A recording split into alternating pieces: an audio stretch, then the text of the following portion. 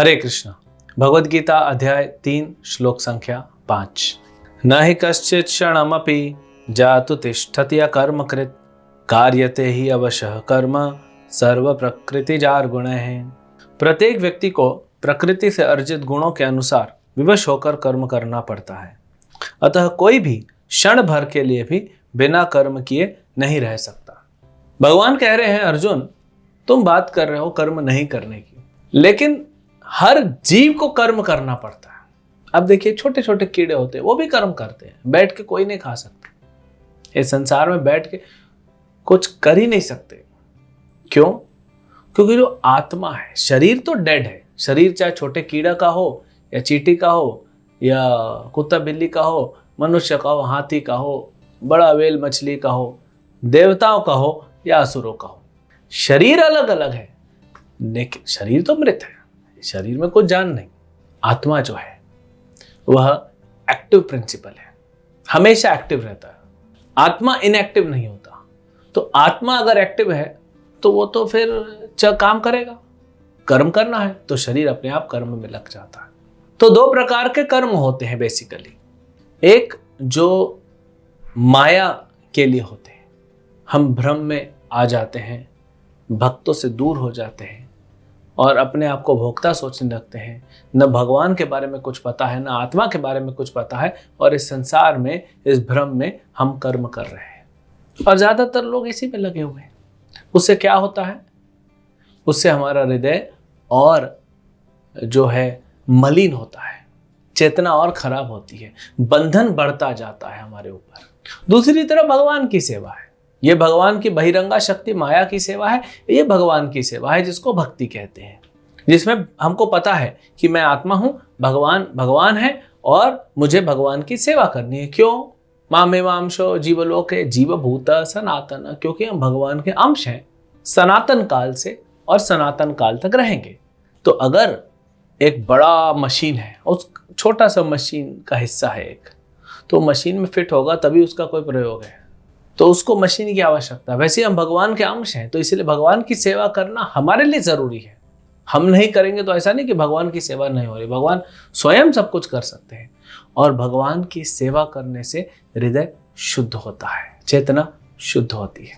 तो भगवान की बहिरंगा शक्ति जो है, इस संसार में जब हम भोग की तरफ लगते हैं, भ्रमित होकर भोग की तरफ लगते हैं, तो हम फंसते जाते हैं।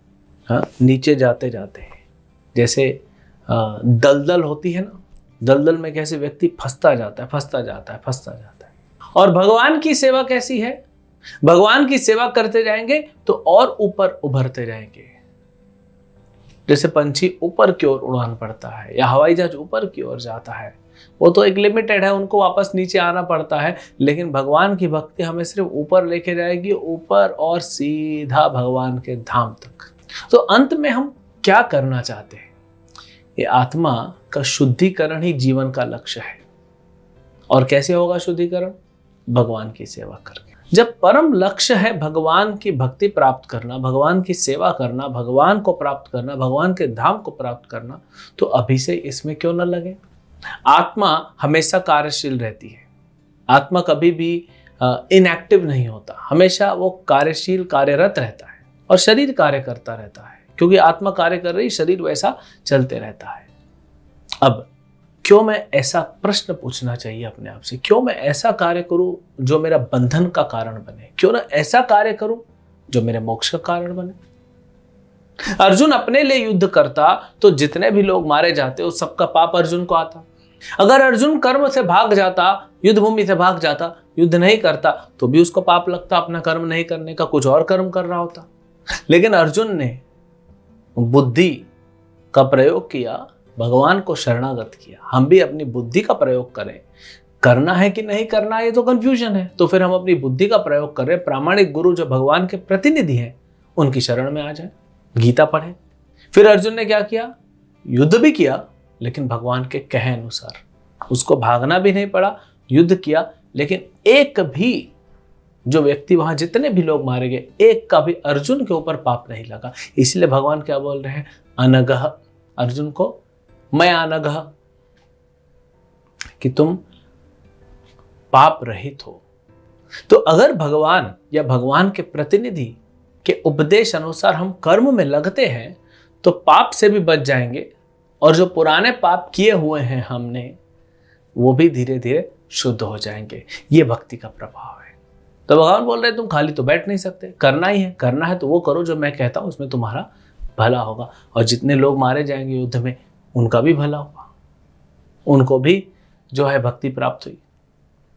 तो इसीलिए हमको क्या करना चाहिए, न कर्म अपने मन से करना चाहिए, न कर्म से भागना चाहिए। हमको भगवान की भक्ति करनी चाहिए, मतलब हमको वो कर्म करने चाहिए जो भगवान हमें बता रहे हैं। उसमें क्या होगा, आत्मा का शुद्धिकरण होता है और फिर आत्मा को आनंद प्राप्त होता है, शक्ति प्राप्त होती है। जैसे हम खाना खाते हैं, खाना खाते हैं तो क्या होता है, भूख मिटती है, शरीर में शक्ति आती है और हमको संतुष्टि मिलती है। ऐसे ही भक्ति करने से हमारी जो इच्छाएं भोग के प्रति है वो शांत हो जाएगी, आत्मा को शक्ति मिलेगी और आत्मा को संतुष्टि मिलेगी। ये भक्ति करने का, कर्म तो करना ही है तो भक्ति करो, गलत कर्म मत करो, गलत दिशा में कर्म मत करो जिसके कारण हमको बाद में भुगतना पड़ेगा। इससे अच्छा है भक्ति करें, जैसे प्रामाणिक गुरु कहते हैं, जैसे भगवद गीता बताता है, जैसे भगवान बताते हैं, उस दिशा में चल के हम भक्ति करें और हृदय को शुद्ध करें, आत्मा को शुद्ध करें और भगवत धाम की ओर अग्रसर हो। हरे कृष्ण।